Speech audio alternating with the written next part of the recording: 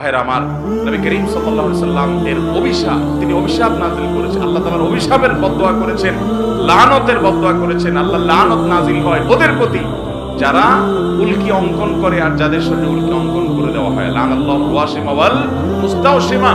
মনে রাখবেন, যারা ট্যাটু অঙ্কন করে, অনেক ট্যাটু কোম্পানি বাইরে হয়েছে, তারা ফতোয়া দেয়। আমাকে একজন বললো যে ভাই ট্যাটু কোম্পানির ফতোয়া আমাকে কি জানি পাঠাইছে, তারা ফতোয়া দেয় যে আমাদের এই ট্যাটু লাগানোর পর নামাজ পড়া যাবে। অনেক কাঠ মোল্লার আপনাদেরকে বলবে নামাজ পড়া যাবে না, ব্যবসা ঠিক রাখার জন্য মাসালাও বানায় নিস।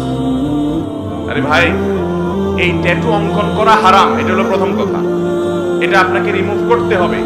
রিমুভ করার সামর্থ্য নাই, কোনোভাবে উপায় নাই আপনার জন্য, তাহলে আল্লাহর কাছে ইস্তেগফার করে মাপ চাইবেন এবং ওই অবস্থায় নামাজ চালু করে যাবেন। আপনার এই চামড়ার উপরে যদি কোনো কিছু দিয়ে আবরণ পড়ে যায় আলাদা, তাহলে এই আবরণ তোলা ছাড়া নামাজ ওযু হবে না, আর ওযু গোসল না হলে নামাজও, এগুলো এমন